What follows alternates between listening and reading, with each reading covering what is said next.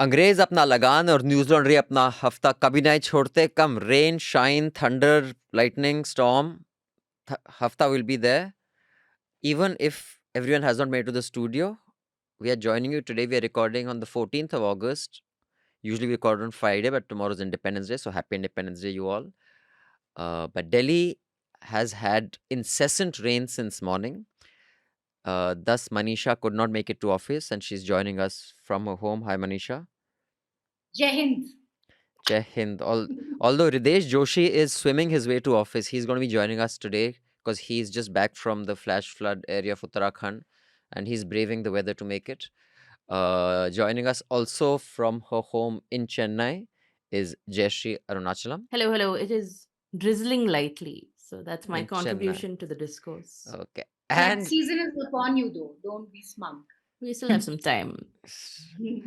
and joining us, also not from office, is Priya Sahgal. Is joining us from Hi. Noida. Although the images from Noida are coming also quite concerning Yeah. the jams. I think we are going to get marooned soon. So I'm glad we are doing this from the house and not in your studio. Yes, so Priya, I'm sure most of our audience is already familiar with her. She's the editorial director at NewsX. She has nearly 3 decades of political journalism experience. She anchors the show The Roundtable, Cover Story, and We Women Want. She's the author of The Contenders, which we have featured on this show earlier, a book profiling leadership in the age of Modi. You can click on the link and order it if you like. It's candid sketches from personal meetings and on-ground reporting. It examines 16 next-gen leaders. And she contributes a weekly column to the Sunday Guardian, and she is also a thespian. She's a theatre expert. She has essayed some historical roles. And some not so historical, but yes. Back when she played Winslow Boy, apparently, in I school. can see you have an inside source on that information. Yeah. So thank you for joining us. But before we go into the headlines, I just want to mention there are some visuals that we will be playing as I'm telling you this. Apparently, all the desilting was done in Delhi. I clearly has not helped. I went to the airport this morning. I'm sure a bunch of people missed their flights. Delhi is flooded. It's looking like every road that I went to, not every, but a significant amount, look like rivers. Manisha is stuck in her house and she has a sea facing apartment. When she bought it, it was lawn facing, but now it's become Yeah, sea the facing. entire public park it's like a lake. It's so strange. That's where we are, unfortunately. With that, I want to thank all of you. This and else in our project was topped up, our series on e-waste. We know it's having an impact because as soon as my inbox has 3 legal notices, I know our story has had an impact.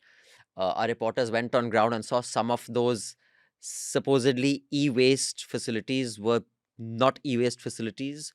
This is the kind of brazen non-compliance and corruption that is happening in our country.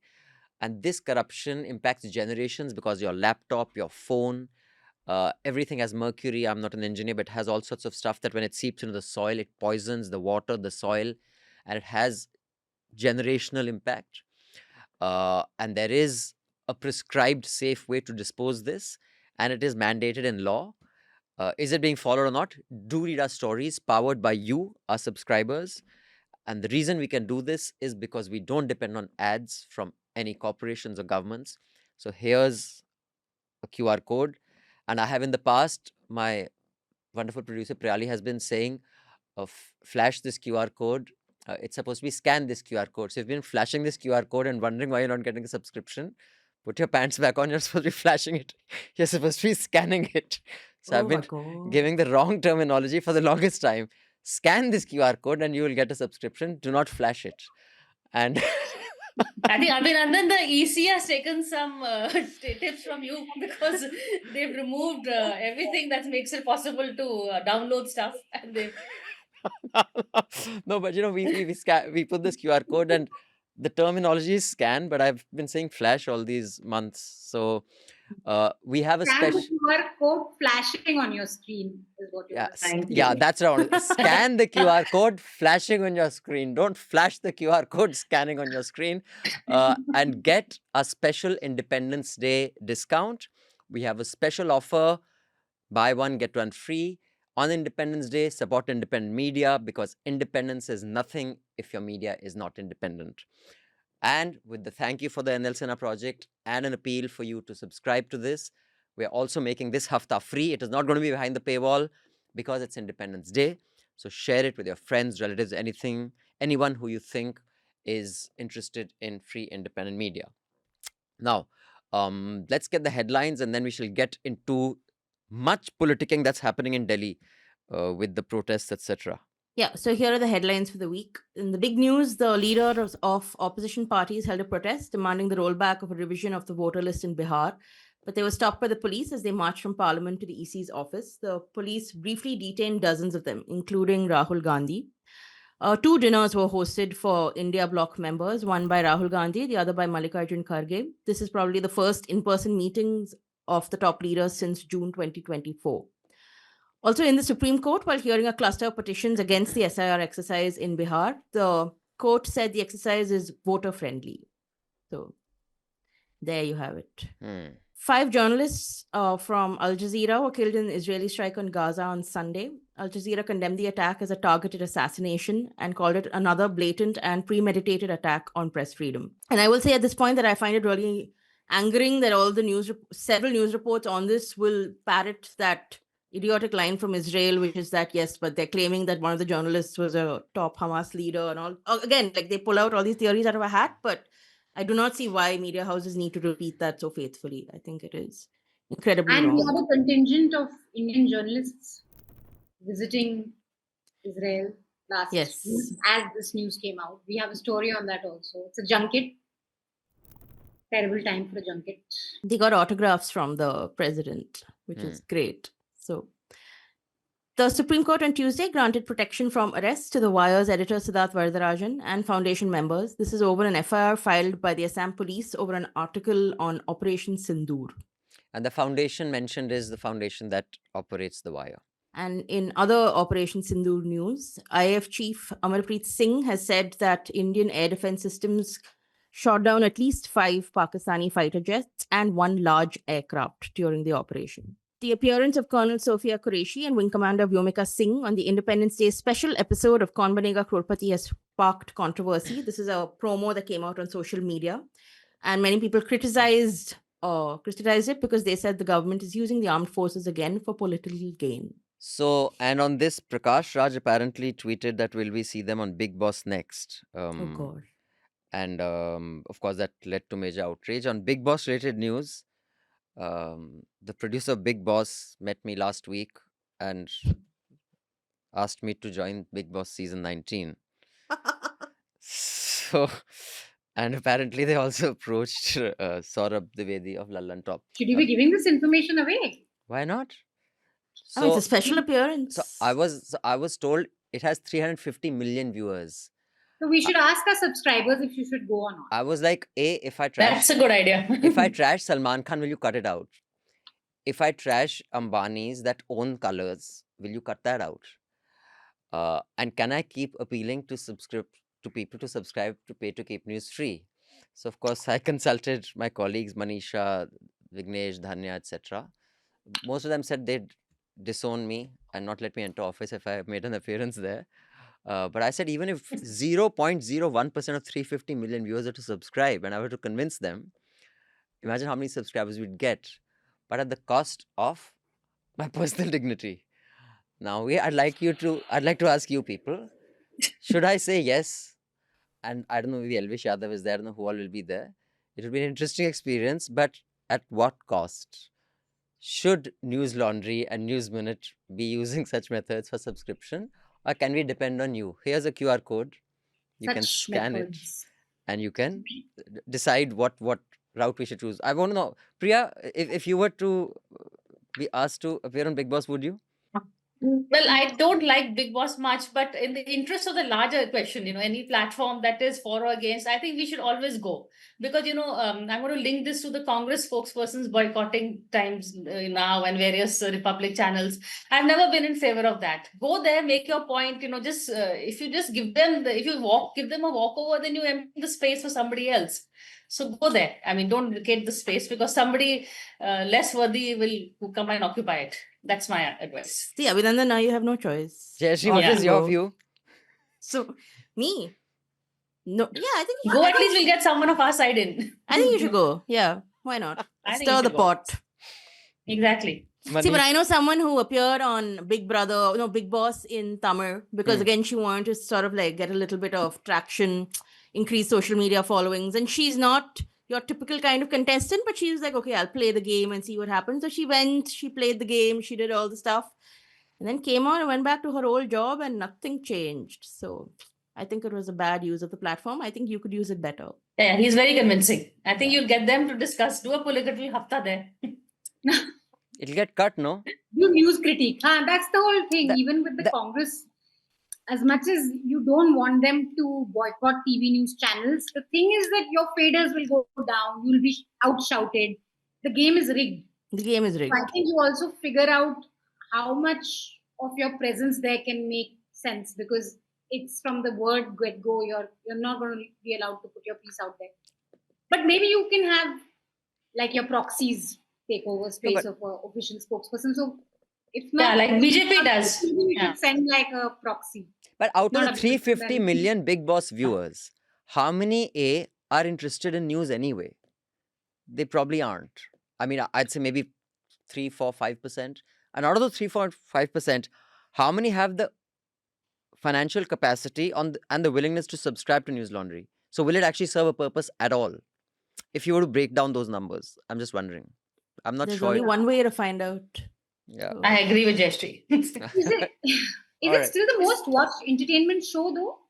I don't know. I Is it think Apart from Republic, no, I think broadcast is pretty much dead. Everyone's watching stuff online. So I'm not sure any broadcast numbers are of any significant value. Because apparently even IPL, which used to be the most watched thing now, the online numbers kind of outstrip the broadcast numbers. So I'm not sure about that. Yeah, so tell us what you think. You can mail me at abhinandansekhri@gmail.com. You can also preserve Newslaundry and my dignity by getting us those 100,000 subscribers without having to go to Big Boss, which would be a nicer way to do it. But it's in your hands, our subscribers. Yes, the rest of the Maybe headlines. subscriptions will dip because people want you to go to Big Boss. Dude, But don't what do a- that. what a Don't rig it in the other way. This is blackmail. Right. In other news from Delhi, which is the Supreme Court has directed the Delhi government and municipal corporations of Noida and Gurgaon to capture and shift street dogs to shelters. It said the situation was grim and immediate steps need to be taken. This sparked protests across the capital. And Rahul Gandhi also criticized the move, calling it a step back from decades of humane science-backed policy. So now the Supreme Court has formed a larger bench to hear the matter. They will hear it today. Right. Lok Sabha Speaker Om Birla has constituted a 3-member committee to investigate allegations against High Court Judge Yashwant Verma. This is in connection with the unaccounted cash row. US President Donald Trump has warned of very severe consequences if Russian President Putin fails to halt the war in Ukraine. This was after their Friday summit in Alaska. He did not specify what these measures would entail. Well, Trump reminds me of that character in Maine Pyar Kiya, who was the sidekick of the truck driver that was played by the character who played Jayadratha in Mahabharata. I don't know his real name. Who's this little squeaky chap who keeps telling him, Ustad, aap bolo to phod deta hu usko, aap bolo to. But he never photos him. So I think Trump and Putin are like that. Aap bolo to dekh lena kya karta hu, but I'm not sure anything will actually happen. Yes. Then tensions have flared in Fatehpur on August 11th after Hindu organizations, including the Bajrang Dal, attempted to offer prayers inside an old tomb. They claimed a temple once stood at the site. And in Maharashtra's Jalgaon, a 21-year-old Muslim man was beaten to death, allegedly by members of a Hindutva group. The police said this happened after he was spotted at a restaurant with a Hindu woman from his village. Some 8 people have been arrested, I think. Yeah, this has just become so routine, it's ridiculous. India has asserted it would not yield to nuclear blackmail after Pakistan's army chief reportedly hinted at the possible use of nuclear weapons if his country faces an existential threat from Delhi. So the Jammu and Kashmir Police's special cell carried out raids at 8 locations in Srinagar. This is part of a probe into the 1990 killing of a 27-year-old Kashmiri Pandit woman. And a row has erupted in Maharashtra's Thane district after the Kalyan Dombivli Municipal Corporation ordered the closure of slaughterhouses and meat shops on August 15th. Several other municipal corporations have now followed suit. Opposition leaders condemned it as food policing. Deputy CM Ajit Pawar also opposed the move, saying it's wrong to impose such a ban. And I think Devendra Fadnavis said his government is not interested in who eats what. Also, this is based on some 1988 government order, which says you can close abattoirs on certain days. And he says, oh, I only found out about the order now. So he's washed his hands off. Yeah. And those are the headlines. But anyway, let's thank God for small mercies that at least Mr. Fadnavis and others are not endorsing such a move. But let's get to what happened in Delhi. We will be talking about the entire dog debate, which has become a big thing in Delhi. I don't know if it's a big issue in the rest of the country, but I just thought it'd be an interesting. In fact, Manisha was suggested it'd be an interesting subject to discuss. We'll be discussing that later. But the protest regarding the electoral rolls, in case you're wondering, this T-shirt that all the Congress people were wearing, Minta Devi, 124 not out. The jibe is that there was this one voter who has been identified by the EC's process, a lady called Minta Devi, who looks fairly young in a photograph, but is 124 years old, as per their records. They were rounded up. They weren't allowed to protest. Mahua Moitra fainted, apparently. I don't know what kind of impact this has had, but this is the first major kind of protest that has both made a difference in parliament and outside parliament. Politicians are coming out on the streets finally. What do you make of this, Priya? No, I totally agree with you on the last one. This is, everybody says, where is the opposition? So here is the opposition. If they don't allow you to raise an issue in parliament, we will go to the streets. So I think the opposition is getting its act together, and this is the most visible visual, rendition of that. The fact that everybody came together, even the Aam Aadmi Party, even though they're not part of the India bloc itself, also showed that on certain issues there is unity, and when the opposition comes in full strength, they can make an impact and a difference. The other thing that I like to point out is the issue that is raised. We always say Rahul Gandhi picks up a lot of esoteric issues that are important but don't go beyond Delhi's drawing rooms. Whether it's the Rafale deal, the corruption, or the whole Adani thing, chor hai. Somehow they do lose resonance down the ground, especially when Congress governments also have a link with Adani at the state level. So having said that, this issue of vote chori, of voter, what is happening in Bihar when about over 60 lakh people have been erased out of the voter list, fake voters, when you have multiple identities voting from different in different booths in one election, all these issues I think are issues that touch the chord. They've actually come up with the Aam Aadmi issue, so to speak, and they've all managed to unite together, come on ground, and this is not something that benefits any party. They're all here because what's happening in Bihar, Gaurav Gogoi was saying will happen in Assam, West Bengal is worried it will happen there. So everybody has come together on an issue which is a common issue, and the way they've done it. And also, Abhinandan, one point, the way the government is now defending the election commission shows that this whole objectivity of the institution is all, gone out the window, because the government is here defending the election commission. It's an issue, a voter list issue should affect every party. But that the election commission is playing the government's game. When the parliamentary affairs minister comes in his defense, when the entire BJP brigade is coming on social media defending the election commission, it shows the partisan nature of the institution also. So a lot of lies are being exposed over here, apart from the opposition unity fact that we've all been waiting for. At least we see it happening on the ground. Right. Manisha, you also feel that this is a time when the opposition has shown its good side. But I just want to point out one thing. We'll discuss this also in detail later. But the amount of security forces that were out there preventing dog lovers from protesting at Jantar Mantar, I think it's clear that the government does not want any gathering. Because pata chala, they came to defend dogs, and overnight it becomes a protest for something political. So, I mean, even at the peak of when, back in the day when I was part of India Against Corruption and the Jan Lokpal movement, even at that time, before we moved our protest to Ramlila Maidan, even at Jantar Mantar, there was not so much security to stop us as there was to stop dog lovers. So I think they don't want anyone to gather. Because by chance they gather ho gaye, and they said actually not, you know what, we're protesting dogs and something the government did. Then it'll be a problem. But every single government does it. Like even currently in Chennai, we have sanitation workers who've been protesting for the last few days. Thousands of them have come out because they're privatizing sanitation work in certain zones in Chennai. And so these people will lose their jobs. So they've been demanding. So yesterday, in quite, unreasonably, so they cleared the protest site, which is outside the corporation headquarters, and they cleared all of them and they carted them off to wedding halls where they said, oh, you should now sit there and protest. So it's the idea of protest is just that it should not be inconvenient, which is ridiculous. Protest only works if it's inconvenient.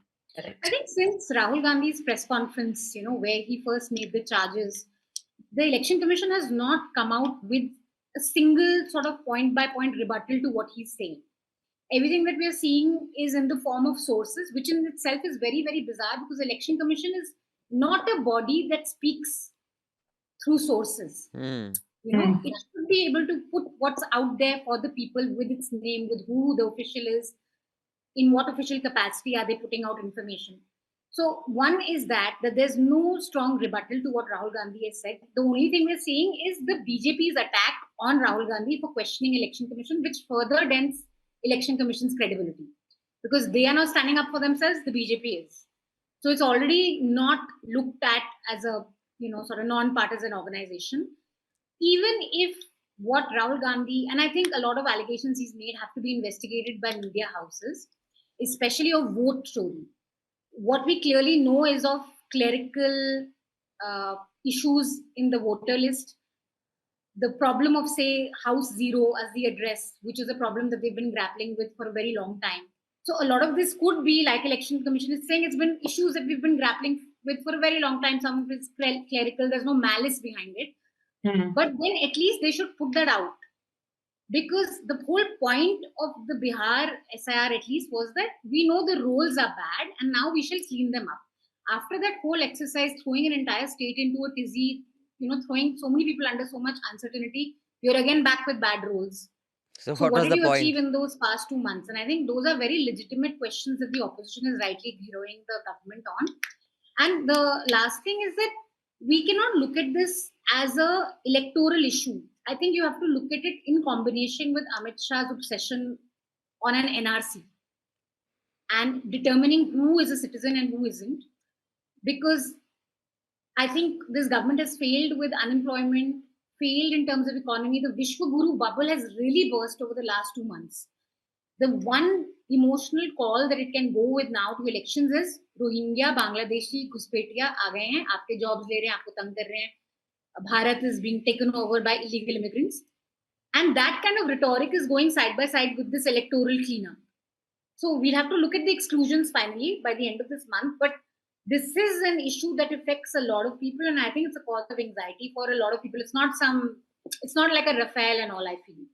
Because the signaling is that we're going to get rid of illegal immigrants. And who's an illegal immigrant? Bengali speaking Muslims, as you've seen over the last 1 month, targeted attacks in Gurgaon, in NCR, and other parts of the country.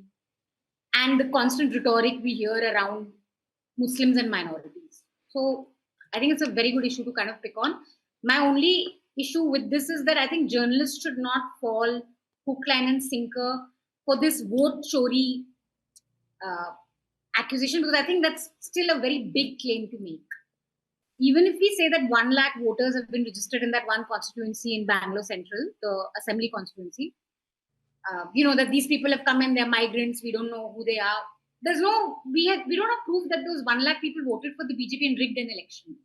So I think election is still, to cast doubts on the result of an election, you need a lot of proof for it, and that should be investigated upon through journalism, not through politicking. Although India Today and even our teams, News Minute teams, went and investigated some of the places, there was a lot of accuracy in people being registered, several dozen people being registered in one address, etc. I don't know if there's any way to check which of them voted and they didn't? I mean, I'm not sure if there is So such a in mechanism. Bangalore, at least, News Minute's team found that this was a house which basically is rented out to lots of migrants. So they come and go. A lot of people from West Bengal. So all of them were registered.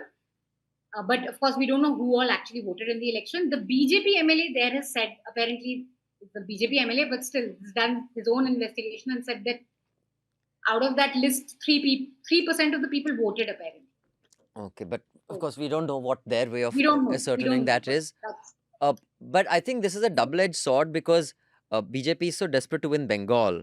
And I think the Bengal election is next year, right? If I'm not wrong, in 2026.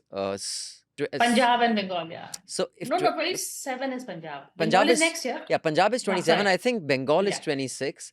Bengal and Kerala. Yeah, sorry. So this could really backfire there. Already there is resentment, is what I've been told on the ground with the Bengali-speaking people. And of course that, who had put out that tweet? Delhi police put out that tweet. No, the Delhi police put that out. No, this was Amit Malviya, right? Yeah, it was the Delhi police. Amit Ali was defending it. Delhi police had put out that notification if you know anyone who is speaking Bangladeshi language, etc. So they'll have a political price to pay there, Priya, you think? No, in fact, I agree on the whole connection between this and the NRC, because this is all going towards that, they're trying to consolidate their vote bank. There will be a price to pay. And Mamata Banerjee is quite adept at nailing them also. So in Bengal, I think they will have a tough fight on their hands on this issue. Mamata will make this into her own, crusade and try and nail them on that. But if I just may add one point on, we missed, Jayashree, one small news item, but very significant in terms of opposition unity is the Constitution Club election, which saw the opposition, Rudy, who both BJP candidates, but one of them who was backed by the opposition win.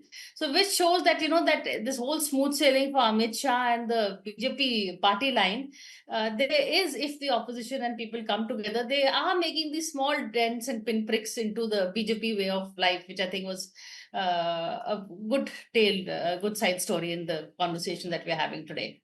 Yeah, but I think the Election Commission and the BJP are both really fumbling in their response. I think on the one hand, you have very dramatic sort of scenes, which is like this allegation of 80 people living in a house. You have this using this picture of a 35-year-old woman and saying that, they're saying that she's the oldest woman in the world, but she's not.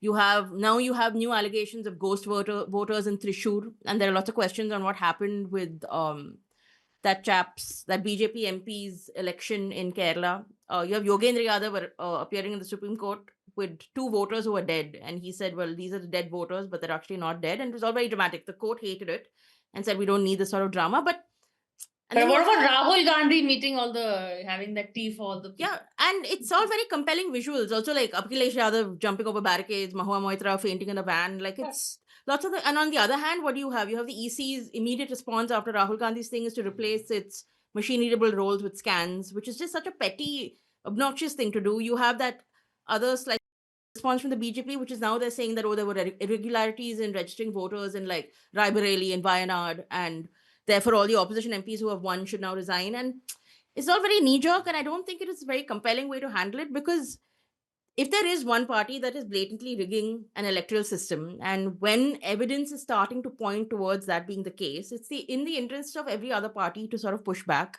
And I think it's a great opportunity for India Alliance. Like, ideological alignment no longer matters. It's also why the AAP has come on board. And in this current very messed up system where you only get pushback through a ballot box, and if you feel a party is fundamentally trying to scupper practice through a ballot box, then even the bitterest of enemies, I think, should come together. And I think this is a great chance for like India Alliance members to sort of co-opt Nitish or Chandrababu Naidu or Shinde or EPS and the ADMK, because this is that sort of issue that cuts across what we potentially see as, are they allies or are they not? Because even BJP allies should be worried. And I think you should go full tilt. I think they should say we're all in the same basket, but there's no guarantee forever. And yeah, one would hope. The BJP has too many carrots to offer. Chandrababu Naidu, one thought he might even jump ship, but now we are hearing the vice president's there may be some payoff over there, his son will be given something. So Nitish Kumar is again in no position really to bargain if you look at his position. So unfortunately, the BJP holds all the carrots. That's the problem. One observation I had after Rahul Gandhi's press conference, to me, it's quite remarkable that a political party has put in so much effort to do what you normally see newsrooms do. It was like an investigative journalism project, like we have analyzed this stack of, voter Voters rolls, list. whatever however journalistically sound it may be or not be, but it's just still remarkable that political parties today also have to do the media's job in starting a narrative through this investigation that they're, doing, because very few organizations have actually invested time into looking at this issue, looking at complaints. We at Newslaundry have for about a year. A lot of people, News Minute has, Scroll has, but in the mainstream, who has even, I'm not even saying investigate, but given space to anxieties among people? Instead, what you get is that, like, I remember even the Times of India, which had reported on the front page Rahul Gandhi's allegations about Karnataka in some amount of detail, but then it just sort of threw all that reportage out the window, because then it said, well, but the EC has said this and the BJP has said this, and we also are not able to like independently verify, so perhaps it's right. And there is no sort of openness to even trying to investigate whether what he's saying is true or not. Just like, well, here are all the tweets that were presented on it. Also, I think when they were marching and then they were being detained by the police and all outside Parliament, that around the same time, the BJP started its press conference, right? Where it basically backed up what the EC was saying, and a bunch of news channels just sort of immediately switched over from it's a question of to controlling the media narrative has become the go-to thing. But I think what is sad is that the media does kind of determine a lot of what popular anxieties are or what are the values worth defending, and democracy should be up there above anything else. But we are talking about a media landscape where a guy like Sushant Sinha is his name, right? The Times Now chap, the Republic Bharat, I don't know which. Times Now Nav Bharat. Nav Bharat. He did a whole bit defending that Chandigarh poll, where that guy was rigging the mayor. He did a full thing defending it, yeah. I mean, that is the level of our media, and he still has a primetime show. So I think fundamentally democracy as a value worth defending is not so important among a sliver of privileged elite in our country. For them, it does not matter because many of them don't vote. For the poor, the vote is all they have. So the narrative setting lot, for them, it's optional. Democracy hai, nahi hai. It doesn't rock our world so much. Passport banwana hai, factory ki permission chahiye. Anything we have, we can make a call and get it done. And that is deeply concerning. And that is a sure way of a society collapsing. And I have quoted this before. Professor Jared Diamond, the evolutionary biologist at Harvard, has written a book and has a presentation on societies collapsing right from the Nords to as recent as Rwanda or Sudan, etc., is when the interests of a thin minority of privileged people and the interests of the underprivileged majority start diverging. The K-shaped curve of interests is when society's collapse begins, and we should really arrest that. And for that, you have to have people, idiots like Sushant and Arnab and all, not spewing the shit they spew every prime time. I mean, that the people have to reject it. I think that's important. Yeah. So on that note, also, Abhinandan, this is a good conversation to have, considering it's Independence Day tomorrow, and the whole debate where we may have got our independence, but we still need to get our freedom. We are still working towards that angle, and the fact that what the BJP does is also as they said, they had a press conference at the time and the opposition was being arrested. This is what the BJP does. They don't engage, they distract. They don't admit. यहाँ तो scam हुआ ही नहीं है, हम admit नहीं करते तो scam नहीं हुआ. व्यापम का scam, have they ever admitted? Has anybody resigned on any of the scams that have taken place? COVID vaccine, oxygen shortage, they just didn't admit it. They are only the face of good news and they don't admit or acknowledge the bad news. Take a look at what happened to the UPA. Whiff of a scandal, they resigned. Nobody has been, all the cases have come to court. Everybody has been exonerated. The 2G scam, the 3G scam, the CWG, only Suresh Kalmadi went to jail. Even his now charges, I think, have been, the case is no longer there. Shashi Tharoor, you look at all the other society scam, all the scams that people had to resign, they've all been exonerated.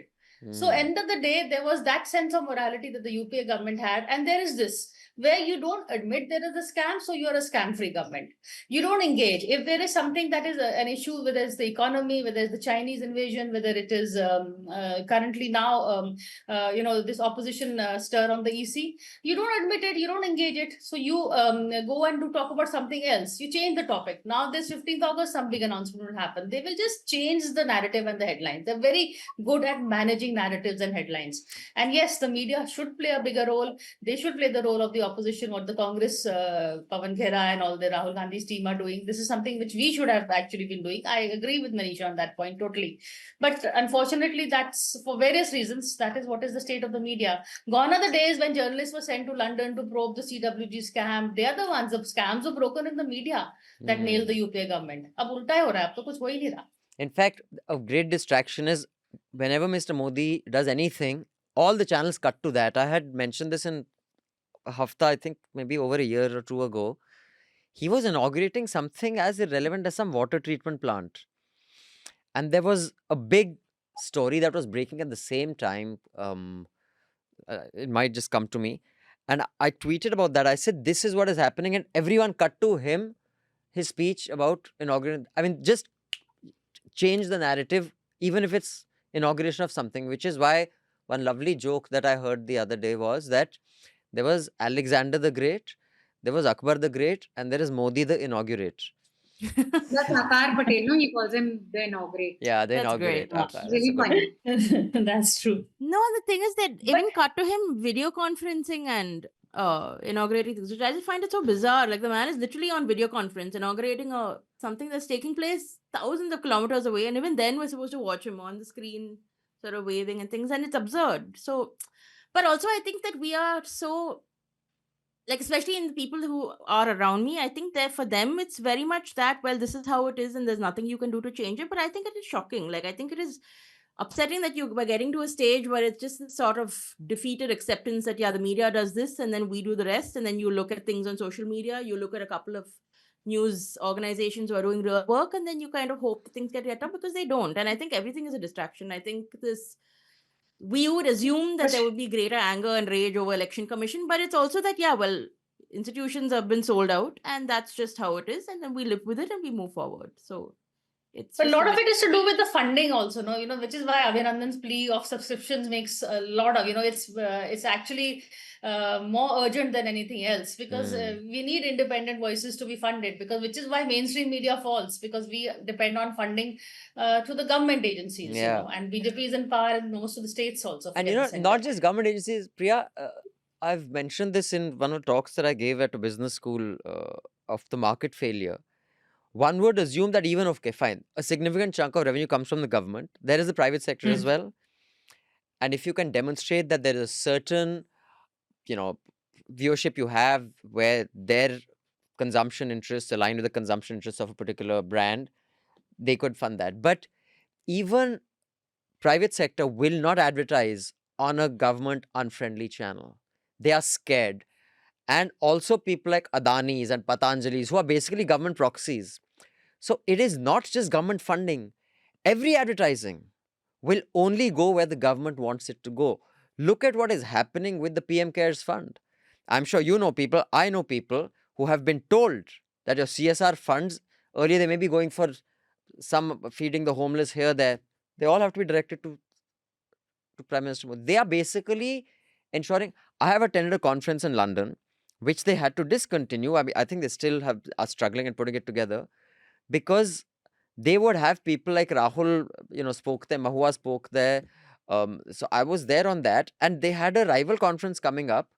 So all the sponsors said that we have to sponsor that conference, and that would only have voices from the BJP and RSS. So whether you have events, whether you have advertising, whether anything, private sector, public sector, anything, it has to be starved off anyone who says stuff that is not convenient to them. So much so, even international agencies are very wary of partnering with someone who is in the bad books of the government. That is such a huge, huge danger, and people don't realize it. Anyway, so But can I just add one quick thing? please. This is something that, it happened even with the other governments. It's not happening something new with the BJP. But what is new over here is because this is such a Modi-centric, one-man-centric government that everybody, each department unites. Early on, what used to happen is if a channel would do an anti-Kamal Nath story, the Ministry of Environment would fund it because Jairam doesn't like Kamal Nath. So, there were various spheres of influence that were working here because it's so centric to one man that everything is geared towards PMO controls every ministry, as we know, every decision. So you can't say anything about anyone because no one else really matters also. So that's the other problem of centralization that we are seeing today, which is why it's so stringent and so in your face. I just want to ask one thing, Priya, because you have been a journalist for a long time and you have interacted with a lot of people. I've attended your book launch and it had people across party lines. Do you think there is also a problem with this whole polarized cocoon, thought of journalists who belong to this thought process not engaging? I have, for example, as has Manisha and Atul, often been called for tea. Like I've often said that I go for the holy Milan that the RSS has. They've stopped calling me the last few years, but they used to call me. I used to go.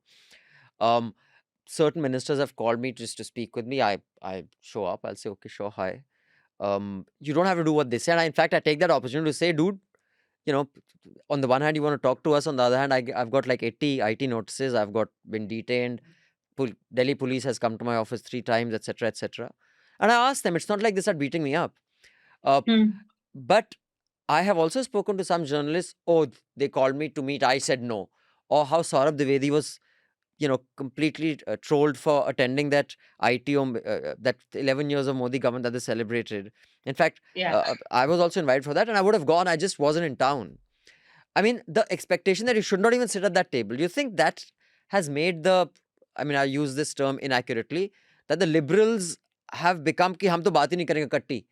You think that's a bit ridiculous as well, and we should just calm down on that a little bit? I think we should. Otherwise, you're falling in their trap. Then they'll say, "हम engage करना चाहते हैं, आप नहीं कर रहे हैं." So definitely go and make your voice heard. Okay, I take your point about the big boss house, but go in unfriendly places, platforms, and get your voice heard. We should go. This whole, the line is never black and white. It's gray. So there are people who are hearing. There are people who they may not acknowledge, but they will take note. And this BJP is very, very conscious about the image. So if you say some things, it definitely goes into their, whatever.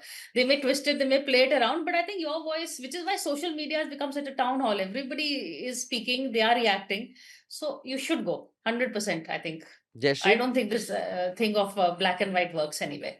Should you go? I think you go only because it's about self-interest, right? Like you go, and if it's good for something that you might be able to do, a story you might be able to figure out, then yeah, absolutely.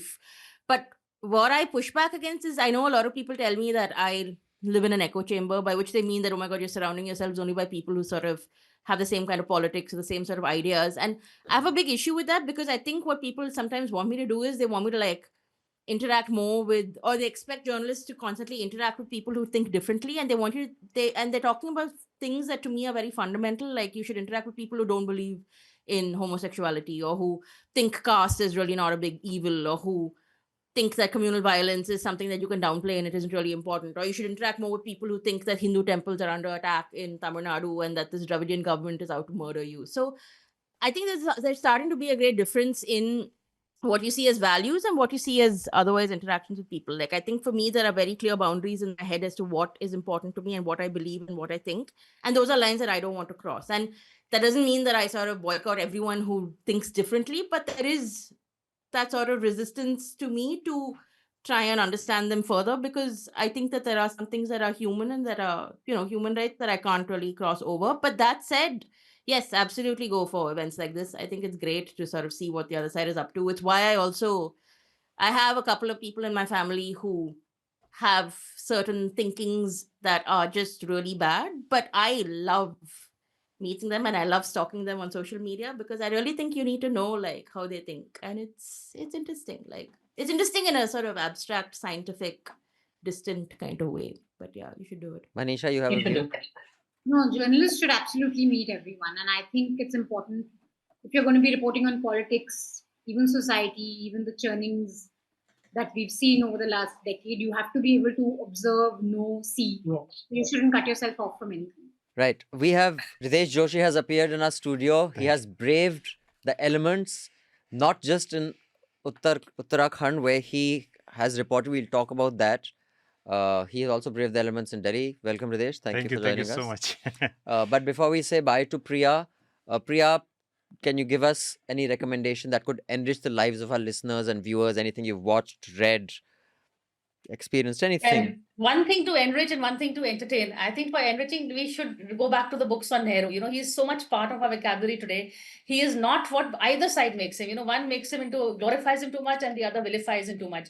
So read his book, of course, Discovery of India. Read about him, and it's a good time to look back at the independence movement also, what all he brought. So I would definitely say read about Nehru, read about Patel, and find your own opinion, because to look ahead, the perspective of the past is very important. And Abhinandan, on a lighter note, your mother will kill me. This is not English literature. I must tell our viewers that Mrs. Sekhri was my English teacher, and thanks to her, I got my love of writing and reading. She was excellent. Currently what I'm watching is the latest season of Sex and the City. And here is, to go back to our conversation, how being too woke and too liberal ruins a good narrative. So let's, keep everything in check over here. They're ending it, right? They're saying they've committed that this is it. This is the end of Sex and the City, right? Thank God. And thank God, yeah. Thank God. No, it was a good season until the last one. A good episode. The last season just became too preachy and too, trying to send too many messages. So that's also not good. Don't ruin a good narrative at the end of the day. Right. Thank you so much, Priya. Also, I just like to tell everyone, this month of August, the calendar is the same as it was in 47, as in the days, the week is the week and the days juxtaposed perfectly. As in 15th is a Friday, 15th of August. In 47 also, 15th of August was a Friday. Oh, that's interesting. Sure. But thank you for having me here, and hope to see you all soon. Yes, thank you. Thank you. Bye-bye. I will also use this opportunity once again to urge our subscribers to share this QR code, scan it, and gift a subscription to someone, get 1 + 1 free. Keep me out of Big Boss's house. Please subscribe and pay to keep news free. Hridayesh, I'll just tell you what this is about. Right, now we will move on to discuss the Uttarkashi disaster with Hridayesh, and also we'll discuss the Supreme Court order on removal of, depending on which data you go by, 7 lakh to 8 lakh dogs from Delhi's streets and neighborhoods. Jasmine Damkewala will be joining us. Jasmine is a legal professional, has over 2 decades of experience at the bar, is serving as an advocate on record at the Supreme Court of India. In addition to her professional practice, Jasmine has pursued significant pro bono initiatives. She has advocated for Parsi women's rights and the constitutional right to feed street dogs, resulting in the landmark judicial outcomes. Now she joins us to discuss what we have seen many protests about. So Jasmine is joining us from the court actually right now. So the network, we may face some network issues. I request you to forgive me for that. But let's see what we can make of not the best network situation. So Jasmine, tell me this order, what triggered the order? Why has it reached the Supreme Court? And how implementable is it? So essentially, this matter, as we know, pertains to community dogs who some people call as street dogs. Stray dogs, actually. Street dogs is not wrong. Stray dogs is pretty wrong because a dog which was brought up in a particular place is not stray. It's very much a community dog and a street dog if he's taken care of also. Now, essentially, there have been a lot of media reports about dog bites in the recent past. Now, not all these reports are correct, because what happens is even before verification, if a news story comes out, that is published, and later you get to know that, okay, somebody did not die out of dog bite, but died from a gunshot wound. Like in the case of Shiv Nadar University, where a girl was shot down by somebody she was having a relationship with. And it was reported as she died and succumbed to a dog bite. But gunshot wounds are very difficult to hide. So that came out. Similarly, another aspect was some businessman in Bombay. He just tripped over his own pet dog and died. But the story died because he tripped over the dog and his head hit a slab on the floor. And it was reported as the dog bit him. The dog never bit him. It was his pet dog. So this kind of stories, what happens is by the time the reality comes out, it has spread so much that there's a lot of panic and uproar in general public. So I'm not saying no dog ever bites anybody. That can happen. Sometimes bites happen. They may be provoked. They may be not provoked. Most bites that happen are provoked.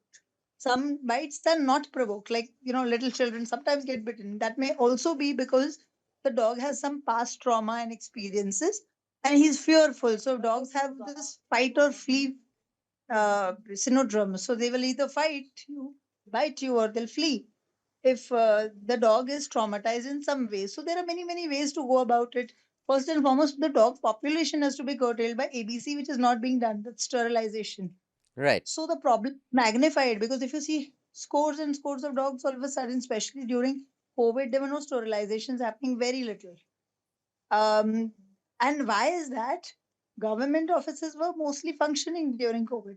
But the thing is that the state government MCT is not really doing sterilizations. They do very, very little sterilization. And for that also, they send the dogs to NGOs and pay NGOs for it. Most of the sterilizations is carried out by private people, the whatever dog caretakers, dog lovers from the community. They send them for sterilizations, vaccinations. So essentially, under ABC rules and even otherwise, the municipal corporation is supposed to sterilize, but municipal corporation is not doing it. And in fact, it has not even made the effort to do it. It has 20 ABC centers total in all in Delhi, which are all non-functional. Either they don't have equipment, or they're shut down, or they don't have staff, or they don't have doctors. Similarly, 67 animal veterinary hospitals in Delhi. They're all again non-functional.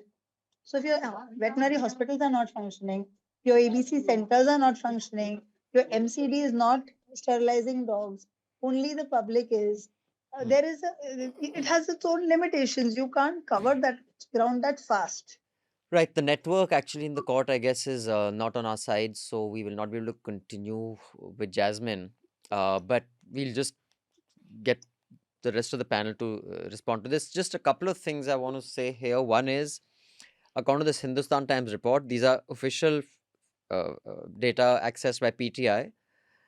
In Delhi in 2025, till today, which is the 14th of August, 26,334 dog bites cases have been reported.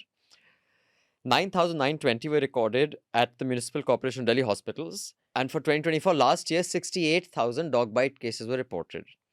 That is, as far as the official data is concerned. Of course, there are anecdotal evidence of people being really cruel to dogs and provoking dogs. And there is also anecdotal evidence that, dogs have mauled people. In fact, there are videos of you've seen old women and children getting mauled. I'm just curious, how did this matter reach the Supreme Court? The Supreme Court read a news report on a 6-year-old who had died of rabies. And so then it decided to take so motu cognizance. And I mean, where you stand on this debate is one thing, but I think in the matter of the Supreme Court deciding to take cognizance and then passing this order, I think there should be some unanimity that this is what I would call like uncle jurisprudence. It's like if you took the slightly nuttiest WhatsApp uncles of my neighborhood. I have a WhatsApp group of my neighborhood, and people talk a lot, and stray dogs come up all the time, to the extent where the moderators have to put up bylaws in the group saying these are things you can talk about, and we will not talk about stray dogs because it's just getting too much. So it's as if those uncles in my neighborhood were put in the Supreme Court, where they all quoted Clint Eastwood. So he quoted from The Good, the Bad, and the Ugly, one of the justices, and it's one of those sort of points that they raised. And then they said that this is terrible and this and that. And also, I think one thing that was quite worrying is that they dismissed trying to include expert voices to sort of give a little bit of context to what is happening. And they said that expert voices are so-called animal lovers, and will they be able to bring back the children who lost their lives? And so they just went full tilt and said that this is a terrible state of affairs. It cannot continue like this. And so therefore they passed the order saying the dogs must all be rounded up and moved and so on. So that was the That was how it So happened. that is how it happened. So Yeah. I'm curious, where does the panel stand on this? Do they have a position on this? Manisha, do you have a position? It is a dangerous conversation to get into, guys. I feel like I am confident saying things about many topics, but like I pause at talking about dogs. And that is what makes it such a fascinating topic, because it is so polarizing. So I am no dog lover. Like Manisha, that's it. in That's the the sense thumb. that That's the text that'll go on our thumbnail. Manisha Pande. I'm I no am dog no lover. dog lover. No, in the sense, if I see a stray dog, I don't feel the urge to pet it or feed it like many people do. I like cats, and cats they're a lesson in learning unrequited love. So, you just to give and not get anything back in return. So, like, I don't have that, I'm not that emotionally kind of attached in a way that many dog lovers are. And I haven't had a bad experience with dogs either. Like, we were discussing this in the newsroom yesterday, and one of our reporters said that he's petrified of dogs because one night, I think he was walking from JNU and he was surrounded by 20 dogs. And somebody had to come rescue him. So I haven't even had that. And you hear of these very disturbing stories of children being bitten. Sometimes it's not stray dogs either. It's like these delivery guys being bitten by, owners who don't know how to take care But of their then, dogs. but there's liability there. That's the owner's fault, and they Yeah. should be taken up for that. But So I come from this thing where I'm just observing the conversations around it, and I think what is sad about this debate is it's being made out to be a citizens versus citizens debate, which is what is happening increasingly in all our debates. So the debate has become whether you're a dog lover or a dog hater, or you're neutral towards dogs, which is not what it should be. It is not incumbent on anyone to love stray dogs or to, pet them, feed them. or hate At the them. same time, people should be free to do it because authorities have not stepped in to do the job. So a lot of these dog lovers step in because authorities are not sterilizing, they're not vaccinating. They feed because if you leave a dog hungry, they're likely to be more aggressive. So in fact, a lot of the dog lovers step in because MCD is just nowhere to be seen. So they take the responsibility to vaccinate, sterilize, make sure that they're well fed. And ultimately, I think that this has to be a very pointed question towards our authorities. What has happened to the sterilization drive?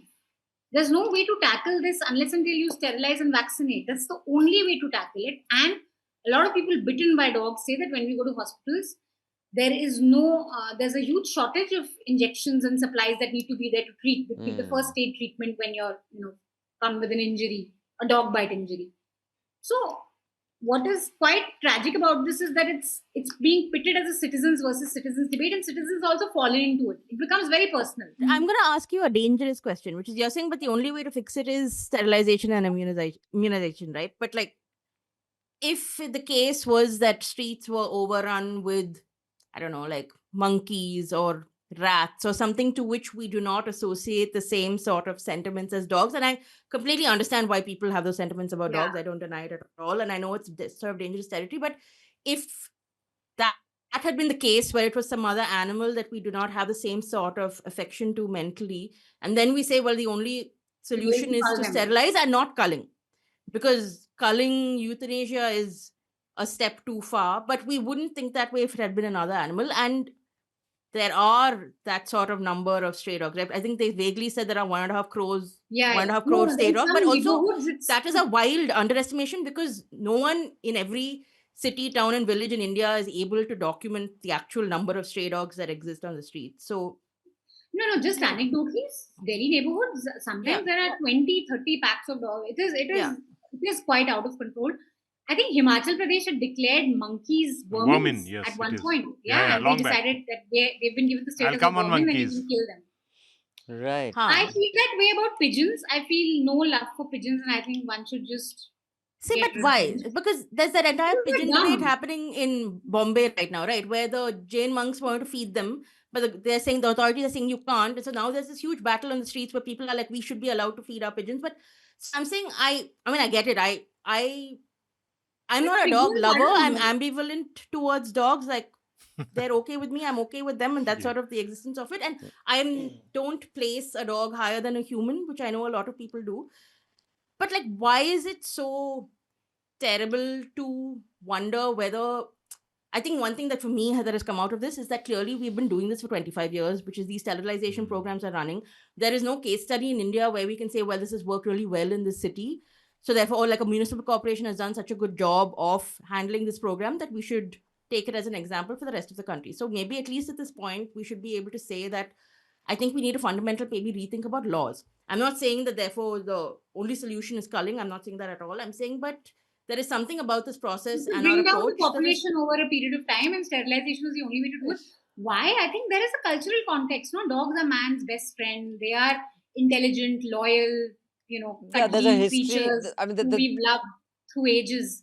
yeah, So I think that cultural context is there. You can't compare them to pigeons or monkeys. I think there's a history there. But yeah, let me. Do you have a Yeah. position on this, Hridayesh? Before telling my position, which already Jayashree said, very important, a very dangerous territory to venture, I would say about monkeys. The story of monkeys has been there for a long time, and there is a reason. There are reasons behind why monkeys are so visible around us in the cities, because they have adapted very well in the urban surroundings for two reasons. One is that they find places. They can live anywhere. They're like dogs. Unlike dogs, they can be on roof. They can be on walls. They can be on trees. Second thing, very important, we should understand the solid waste management is very bad in our cities. You see the areas where you have controlled solid waste management. There's no food and all these things lying around. You won't see monkeys. These monkeys in Asolabati Wildlife Sanctuary in Delhi and maybe in Chennai, I don't know the situation there, down south. The whole lot of monkeys were captured from Lutyens, Delhi and other parts of Delhi, and they were transported there. And family, they live in a family. So they become more aggressive because, some 2-3 members of the monkey family, if they are taken away and transported to some wildlife sanctuary in the border of Delhi. But another thing is that if you go in the morning in the Asolabati Wildlife Sanctuary, 2, 3, 4, 5 trucks will come, will feed them tomatoes and bananas and everything so that they remain there. So that shows the enormity of the problem, but this is originally because of we have destructed their habitat. But what is a dog's habitat? And dogs' habitat, dogs, it's a domestic animal. I'll just tell you one thing before telling you my experience.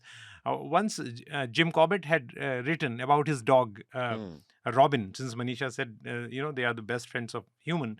He said, I bought this for 10 rupees or something like this. And because he had adopted that dog, and which was his hunting partner in the jungles. And said, the whole wealth of the world can't buy it now. Such was the emotion for the dog. He said, I bought it for 10 rupees or 20 rupees. I exactly don't remember. But the whole wealth of the world can't buy that dog now. So this is one. But coming from hills, I would say people have... a dog is an essential part of your life. Today, even if you go in the remote villages, because there are attacks of leopard, attacks of wild animals, dogs, the Bhotia dogs and the stud dogs, they will have 2 dogs. Why? Because if the dog attacks one dog, the other will defend, right? Because wahan kehte na kokri bagh. Kokri bagh means one who takes away it will not, dangerous for human, but it will take away. So that's where my position comes, because I was born and brought up there. That dogs are essential part of your life. People have raised them like their children, like their kids. But this is also true while roaming around in parks and this. Sometime, as Manisha pointed out, that being hungry, one of my very personal friends, a story that he was late night coming from office, he's also a news person, bringing chicken momos for his daughter. But because smelling chicken momos during Corona time, hungry dogs, because no one was out to feed them, they attacked him and he mounted on a park wall. So these things happen, but again, the same kind of solution like sterilization and vaccination, not only for dogs, but also available for the people if they get bitten by them.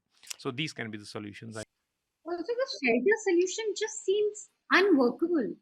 How are we going to put so many dogs into shelter? I mean, this is Delhi that we haven't even figured during extreme heat wave, extreme cold wave. We haven't figured out shelters for humans. We have not cleaned the drains, so our cities get inundated. And these MCD people don't know. So I have 4 or 5 observations. One is, I agree, this conversation never remains reasonable.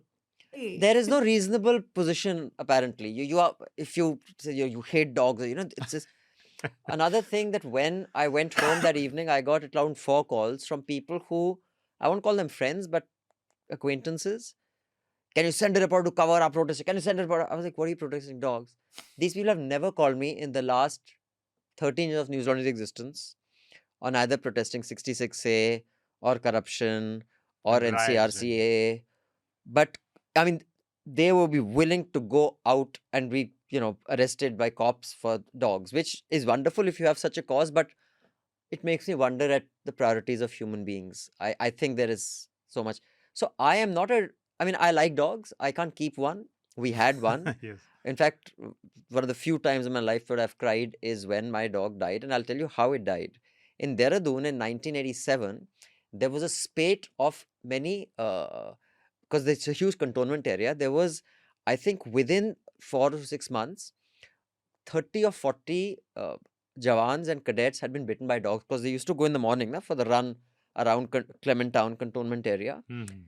So, of course, back in the 80s, things were Wild West. There was no order.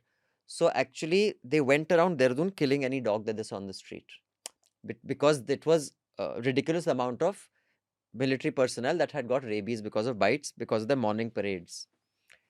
And my dog happened to be out at that time and fell victim to that, cleanse. And I was really, really sad. I was only 13 or 14 or 15 at that time. We've never kept a dog since. I really like dogs, but I will never keep one.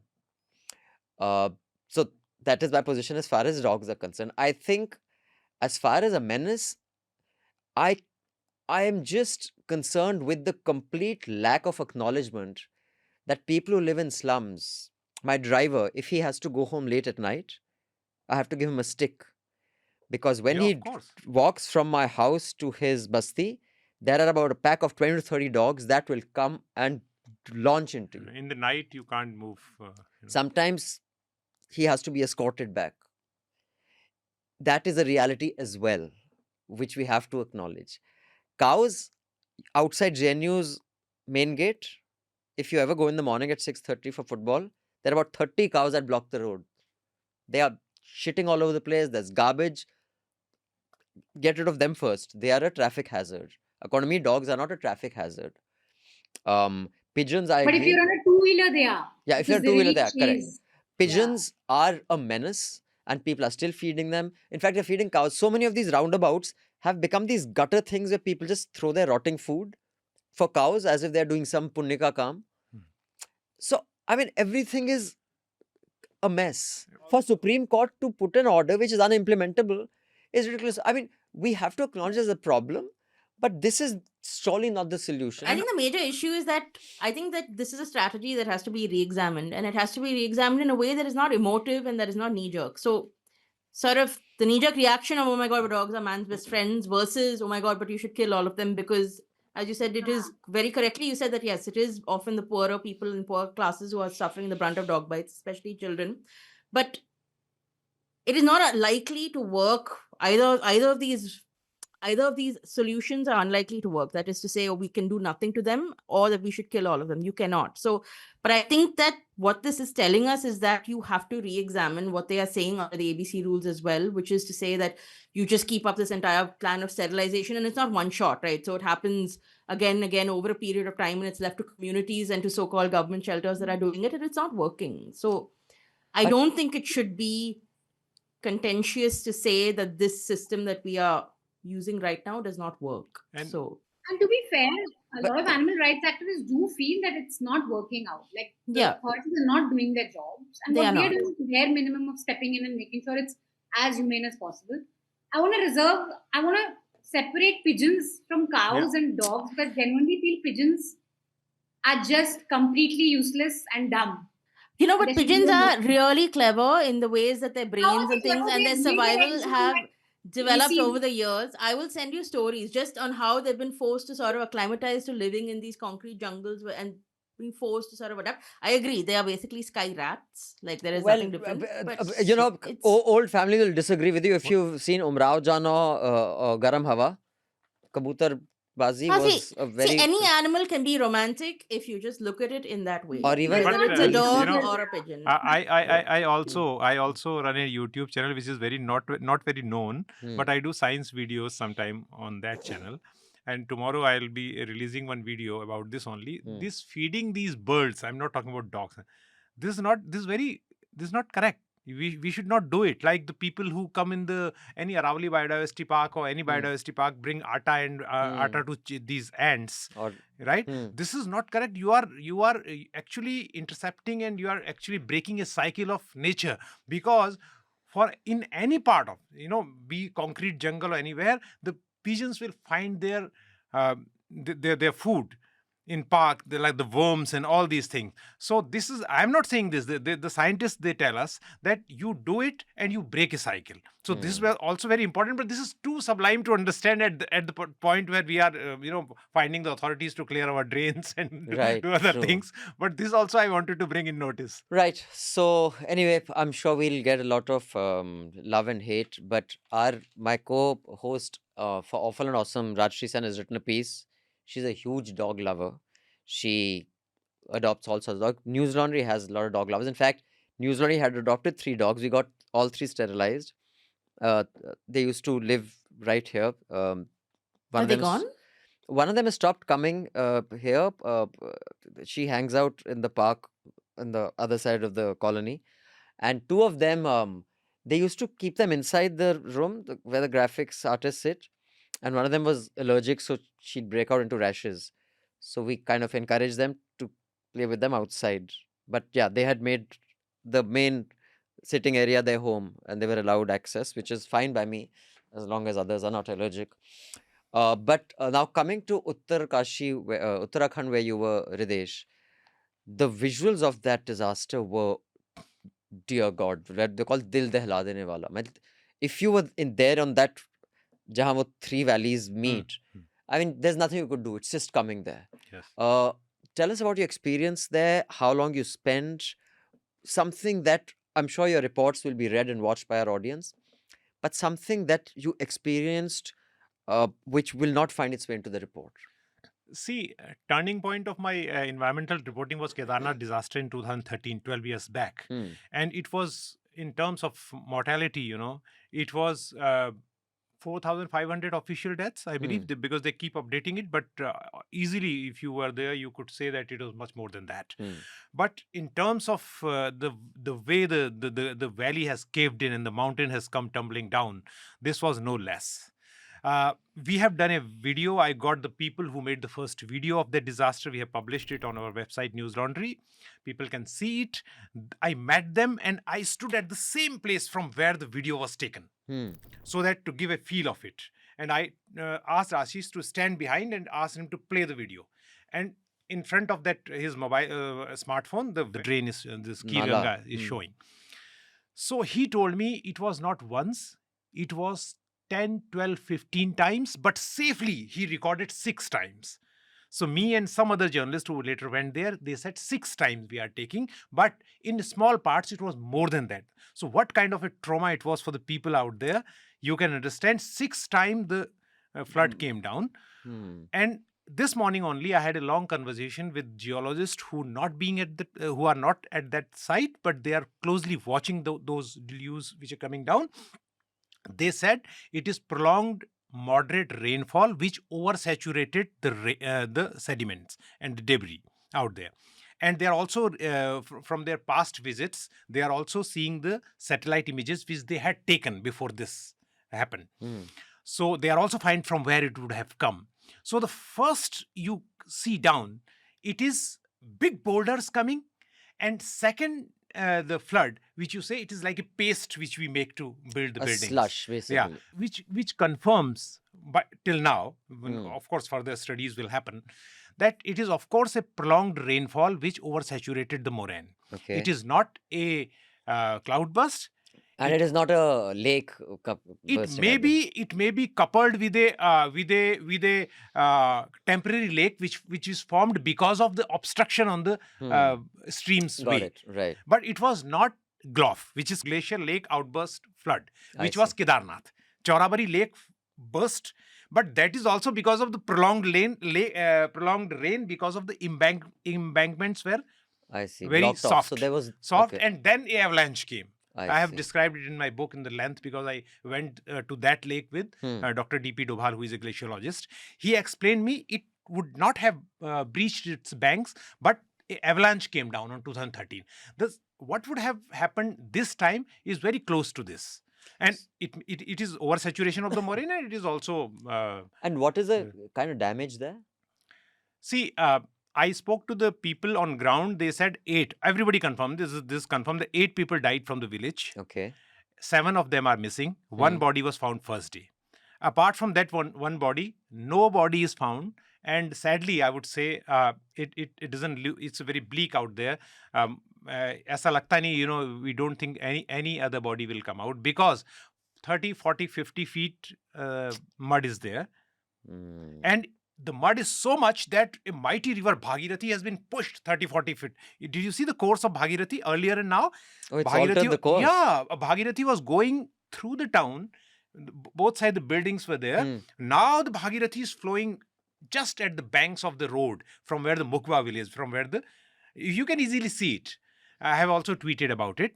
So it shows how much flood and how much concrete, how much slush had come, and the people are buried. And they say we are using ground penetrating radars. We are using those dogs which sniff and find dead bodies.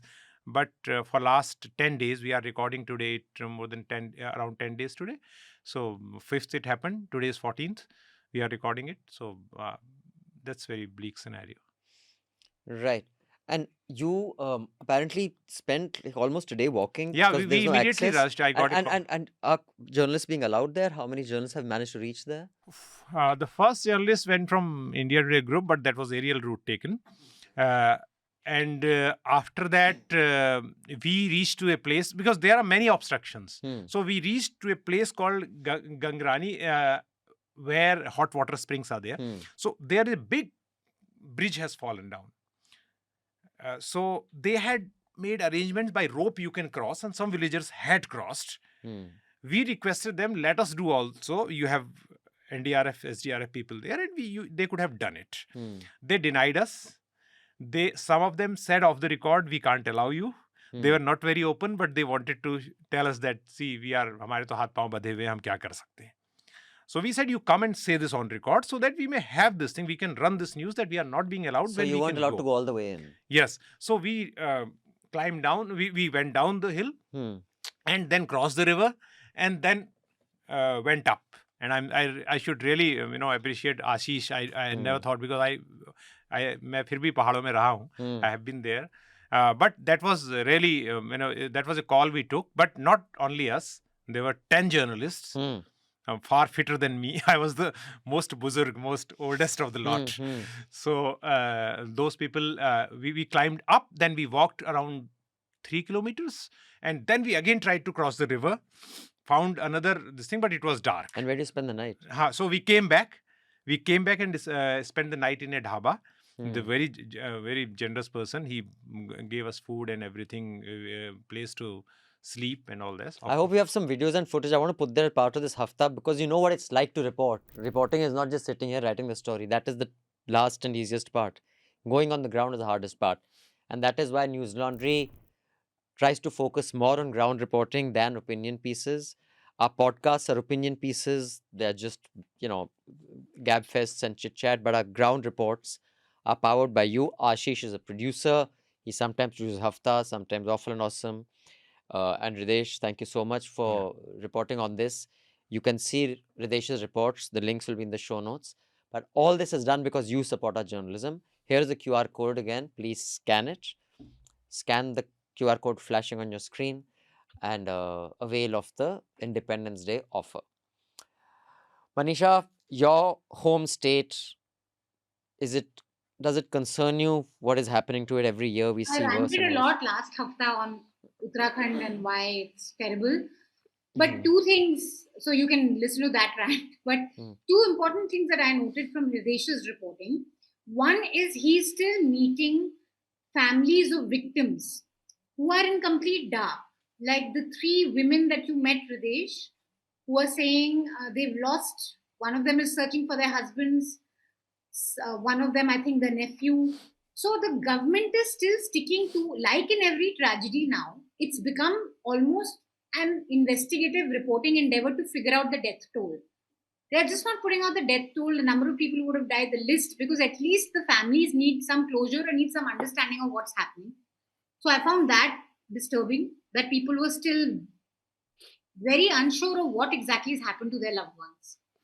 The second thing is this gentleman that you speak to, who kind of suggests what off the record maybe the police told you, but he's saying that the media is being stopped. At least during Kedarnath, the media was showing what was happening.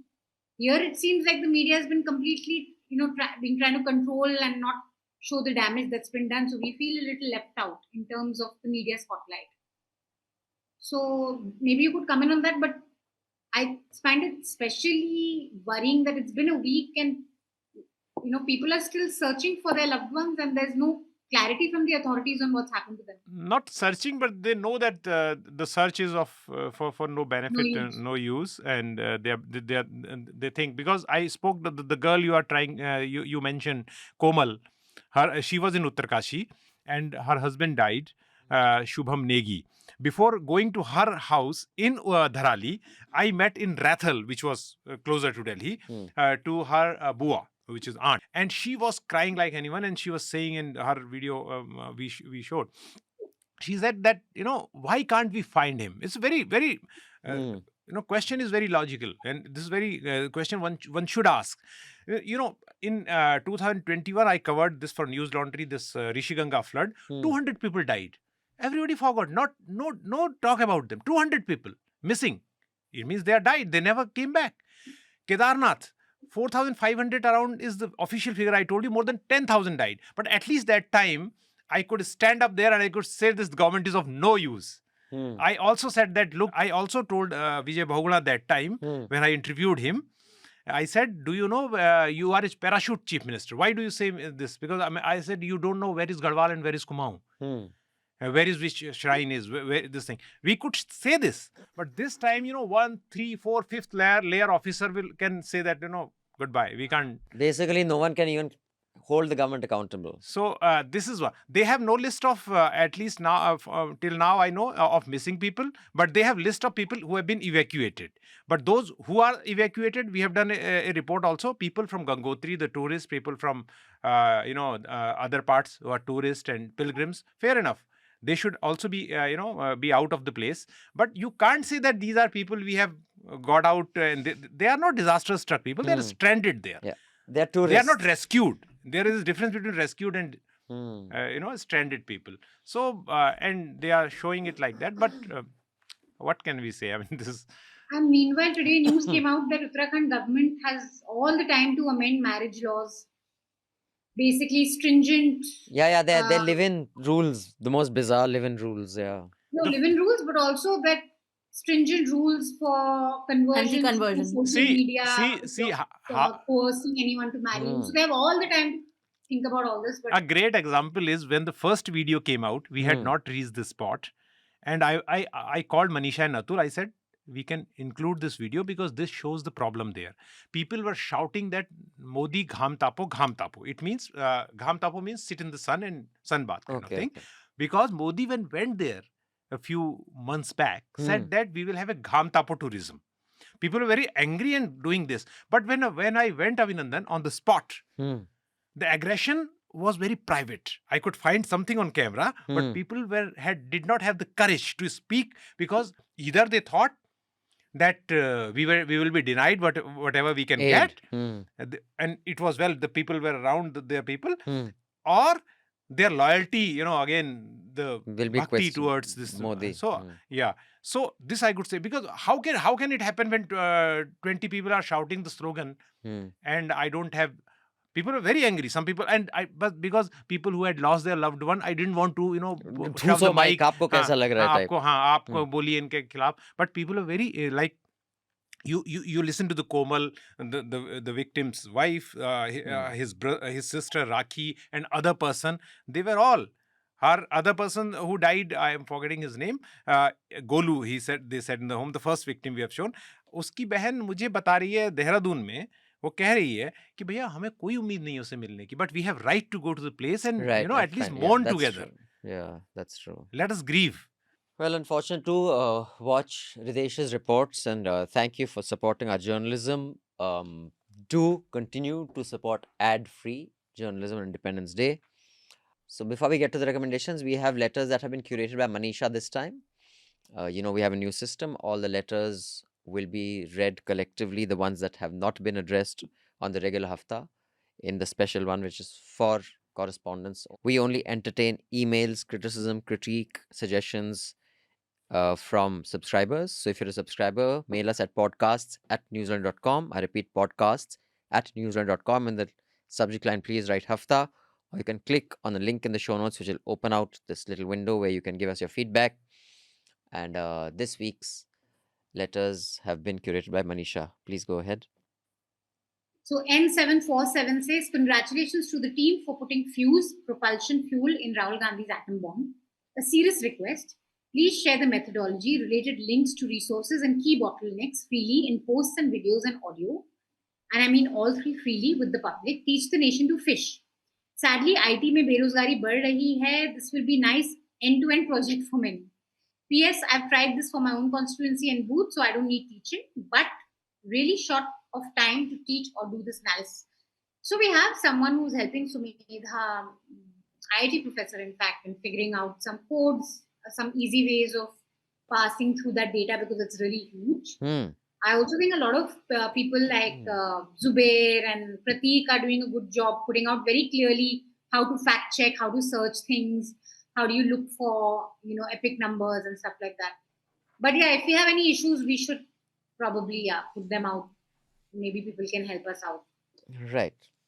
Next letter is by Soumya. Hi, NL team. I have 2 questions for Abhinandan. Number 1, in one of his podcasts, he had mentioned he had some plans of scaling up Newslaundry. Can you elaborate? Number 2, the work which you guys are doing needs to reach every section of a society, more so to the underprivileged ones. But as a subscription-based model and just a digital presence, that too mostly via YouTube, good enough to scale up and reach those sections of society, keeping in mind that TV media is far more easily accessible to these sections of society, just a word of mouth may not be enough for Newslaundry to scale up fast. What are Abhinandan's views and plans for that? So, as far as scale-up plans are concerned, our alliance and collaboration News Minute is a part of that. We now have pretty well integrated social media, tech, management team. The journalism that we do, there is also a lot of overlap. So there are, various resources that are pooled in. For example, we have maybe a staff strength of 40 or 45, similar to News Minute. So for us to grow from 40, 50 people to 100 without taking ads or sarkari ads or compromise ourselves by accepting funds, it would take very long. But if we collaborate and we start forming alliances with other organizations, we could double our numbers within a year, 2 years. So that is the plan. And in addition to that, there is another supplementary expansion project which I cannot share full details of right now. But that's as much as I can share for now. Yeah, and YouTube is, you'd be surprised how watched it is actually. It's because of mobile penetration in the most remotest of areas. A lot of people watch YouTube, especially Hindi, in the Hindi heartland. So and most of our YouTube stuff is outside the paywall. And broadcast is dying. I think if we try to grow too fast, we could fall flat on our face. Broadcast is inevitably going to die as far as news is concerned.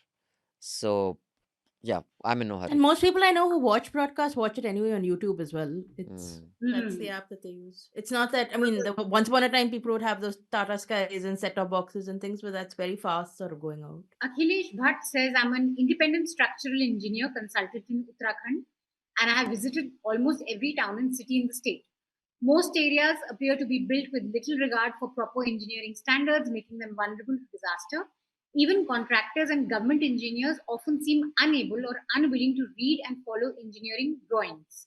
Corruption and incompetence further worsen the situation. How are we supposed to fix this? $1 million question. Hridayesh. Yeah, one thing at least can be done, which again I do not give my own view about this. People who know how the planning in the mountainous region should be done. You cannot go very close to the river, and you cannot do what Nitin Gadkari wants. He wants a cement wall built both sides of the river, and that will help the river to be in check. What happens that people get a false sense of security and make closer structures once you do such things, and river whenever it comes it breaks everything in its path. So one thing is very important to know, that you should give river its way. You can't dictate river where to flow, and we have enormous evidence, scientific and every day, which we have practically seen. Second thing, it's a seismic zone 5. It means highest earthquake prone zone, so that should also be taken into account, but this hardly happens. There was one line from a poem that we studied in school, and I remember the line because it was explained to me. Hai jal prapat kaatata sadaiva shrinkhala, which means the waterfall will always cut through the mountain. The waterfall will not be stopped. So Yeah, you of course. can't alter the way of a river, clearly. Ferry Sai Teja has written 2 letters. The second letter Abhinandan has responded to in detail. So I hope you received that response, Ferry. And your first email, you say that you are disappointed that we could not find time to discuss vote chori allegations by ECI by Rahul Gandhi, against ECI by Rahul Gandhi, but we're discussing Trump tariffs for 2 straight weeks. It's all the more confounding because NL itself has lamented the fact that many mainstream media seem to be deliberately ignoring these serious allegations. I expected at least a detailed discussion on Hafta. I request NL Hafta to kindly publish a timeline of all the controversies, allegations, and slight changes of law with regard to ECI, so that readers can see the whole picture of how there's a slow but sure abdication of its duties by the ECI. So Charcha had a long discussion on vote chori, and the idea was that we don't repeat the same kind of themes on Charcha and Hafta. So Shardul did a detailed discussion on ECI. We discussed looking at Trump tariff, but from a diplomacy point of view, not a economics point of view. But well, this week we've discussed a bit of vote chori, so hopefully that satisfies you. Right. But yeah, we had a Sansad Watch episode which discussed this in detail. We had reports, Dhanya had a podcast, and of course Charcha had a detailed discussion. Siddharth says, hi, Newslaundry team. I was eagerly waiting for the response that came in from Newslaundry team regarding the point of view of agreeing with the government's line and not cross-questioning it when it is part of the formal announcement. I had an eerie feeling when Sanjeev Srivastava said what he said. I was particularly impressed, could not appreciate though. I was particularly impressed by Abhinandan, who provided a simple yet effective rebuttal to the same. This is the organization I so happily am a subscriber of, will continue to be. Thank you for holding the fort. I'm nursing an eye injury currently. Already apologize for the word count and spelling errors. I'm unable to listen to the complete article on NL website, sharing screenshot, requesting support. Okay, yes, the AI readout should work, so we'll look into that. Thank you, Siddharth. Appreciate it. Orpita says, hello, I sent 2 subscriber letters to Hafta on April 5th. Don't use AI for subscriber letters. Abhinandan mentioned my name to end of Hafta episode, acknowledging the letter was received. Will be read in my first special subscriber take episode. Well, we shall read that letter. I heard the whole first subscriber take episode. My letter was not read. Okay. Second letter I sent around 15 June. I heard the whole second subscriber take episode. My letter was again not read. So 2 letters of yours have not been read. We shall see about that. But I'm reading this now. I don't know if my opinions are good, important enough, whatever. If you're picking, choosing what to read, just let me know. I'll be okay with it. But you committed to read them when they're under 150 words. Therefore, I've read the letter out. My one letter to Awful and Awesome was promptly read, and I had a good time communicating with the host through my letter. So okay, this must be just a slip, I think. yeah, I don't know. it's Yeah, I don't Not know. at all on purpose. I don't know why it wasn't read, but I think it may be something to do with Arpita, since you are Bengali and Rajshri is Bengali. She will never let a fellow Bengalis letter go unrecognized, whereas these Punjabi producers of mine are ignoring. Yeah. Wow, that was a spirited defense I did not anticipate. But Right, but thank you so much, That's it. Arpita. We will read the first one out and the next one. Just please make a note of it, dear Amit. Yeah, so now before we wind up, recommendations for the week, Hridayesh, you want to go first, Jayashree? Yeah, I have two excellent recommendations, guys. So the first one is that for the longest time, I did not know how the internet worked. There are a lot of things I don't know in life, but things about tech are the ones that really fail me. And it's only quite like maybe a few years ago, I realized that the internet relies on undersea cables. So there are like 800,000 miles of undersea cables, and they're as thin as a garden hose. And every time you send an email or watch a reel or transfer money in your ICICI bank account, you are using those cables to get things done. And these cables are constantly breaking. So this is a fantastic story in The Verge. It's very long. It's the story of the 22 aging ships that fix these cables every time they break. And it's very like backbreaking work that lies somewhere between heavy construction and neurosurgery. So that's the sort of skill and finesse that you need to get this done. So it's just about these men, these ships, how they work, what they do, what it's like. And it's like an insight into a world that I had no idea about. So please read it. And my second is an essay in the New Yorker, which talked about how refrigeration has fundamentally changed flavor. So it technically refrigeration goes against the natural order of life. You shouldn't be able to eat apples in summer and bananas in winter or whatever, but that's what we do nowadays. And so over the years, food has been made and processed in a way to make it palatable to eat after refrigeration. So there was this paper that was written in 1911, which said the generation of people who remember what food tastes like before refrigeration will eventually die, and the generation that follows will never know the difference. And Wow. yeah, and I thought that was so interesting. Like I didn't even think of it. So this Yeah. essay basically talks about how flavor has fundamentally changed because of the fridge. So yeah. Although in India, I think we still tend to eat seasonally. Still, Yeah. maybe This more is than the US. Yeah, so I think this is very much like a Western application because it talks about like hamburger patties, it talks about tomatoes and things, but ours is not quite the same, but still, it's the idea that a generation does not know what food tastes like is interesting. So, Yeah. I have 3 fantastic recommendations and everyone must read them. They're on Compulsory है, it's not newslaundry.com. optional.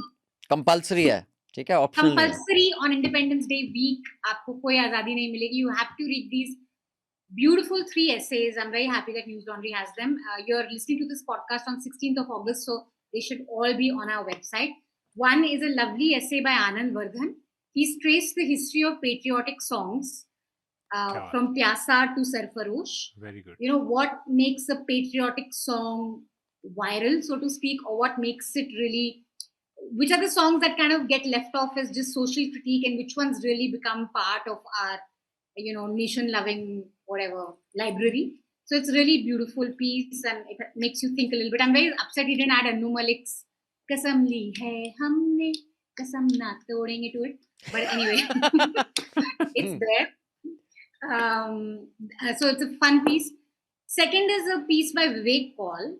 I thought it's a function of me coming closer to 40s that I really romanticize my youth. But now, like, Vivek is backing it economically. So he talks about how there's a certain sense of optimism around India in the early 2000s, routine comparisons to China. There was this thing in the air, even when you speak to wealth managers, that we're really going somewhere, and why we've completely lost that over the last decade. And I think it's a very important read.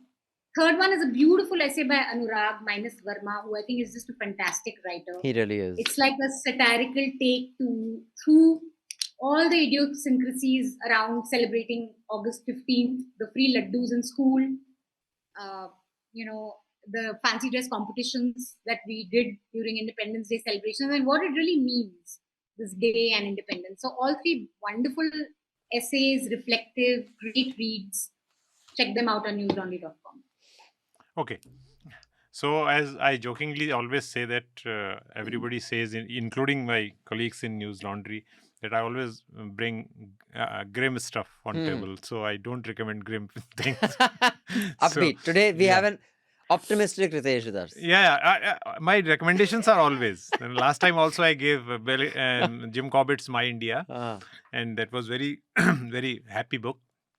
One is about Bill Atkins' book, which is available in English. I have translated it in Hindi, but because your readers would like to read in English, so it is Footloose in the Himalaya.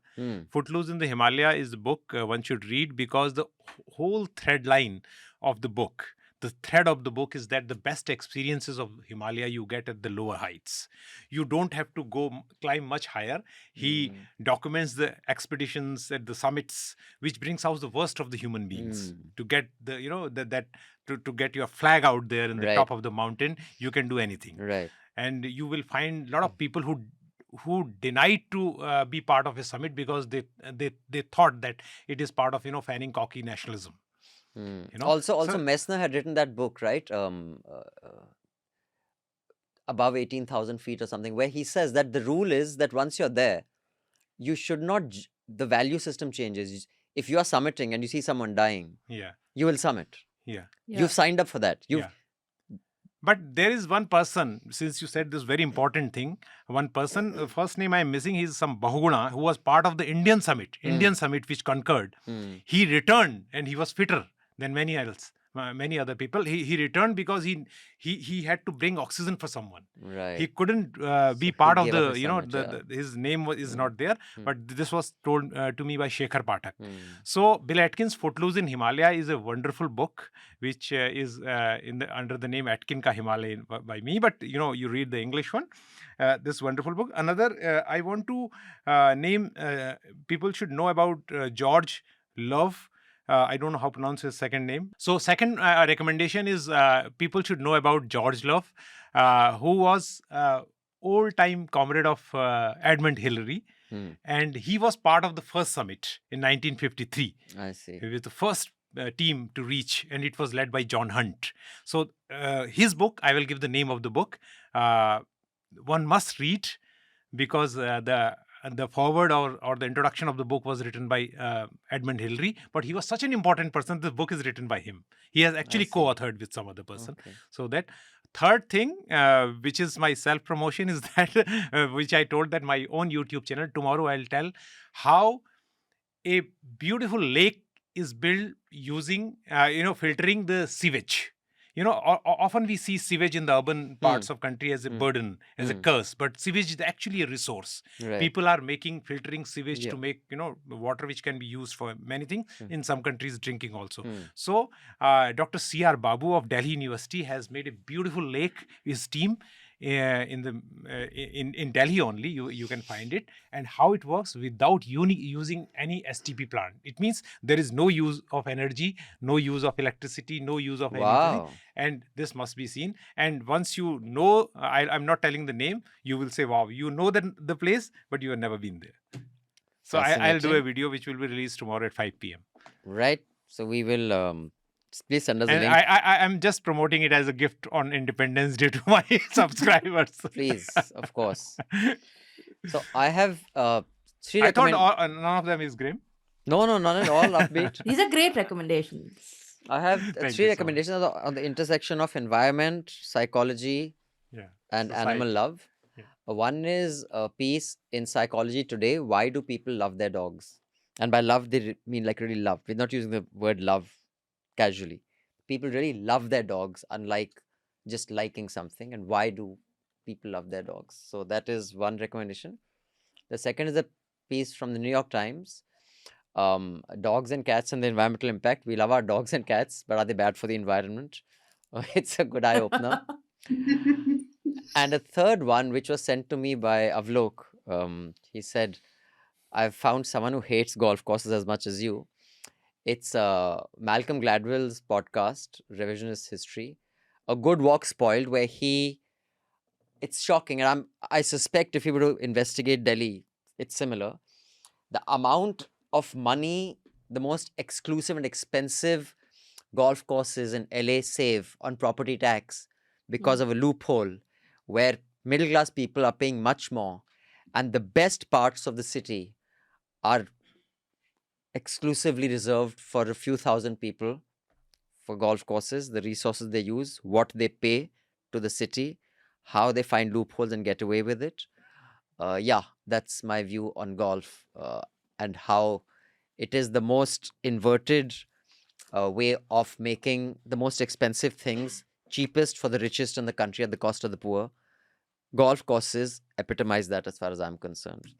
Golf lovers deserve it. Like, if you're a golf lover, there is something fundamentally not feeble, but there is something fundamentally wrong about your approach. Wallflowers are as as Yeah.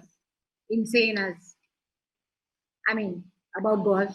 They love it as much as dogs. People love their dogs. For 9 years, I drove around the country shooting high with my plate. So, as you can imagine, 4 adult men, all very outspoken, all very combative. So there were lots of disagreements. But the one that really was at the brink was when I said golf is not a sport, and Rocky sitting at the back said, "Really?" And how heated that argument got. I was like, dude, Rocky, we've never fought about anything as much as this. So yeah, that's what golf does No, to it people. requires great skill. I Yeah, wouldn't say. that's right. But we've had this conversation before. But we shall end this podcast with a national integration song on independence. Not on the obvious ones, but this is more about strengthening an independent media. Because that, as my email that has gone out to many of our, viewers, watchers, readers, is what is often the first line and sometimes the last line of defense for a democracy. So thank you, Manisha. Thank you, Jayashree. Thank you, Hridayesh. Thank you to our wonderful sound recordist, Naresh. Thank you, Amit. And thank you, Priyali. Have a fantastic Independence Day. Be good, work hard, and do what you can to keep your independence intact.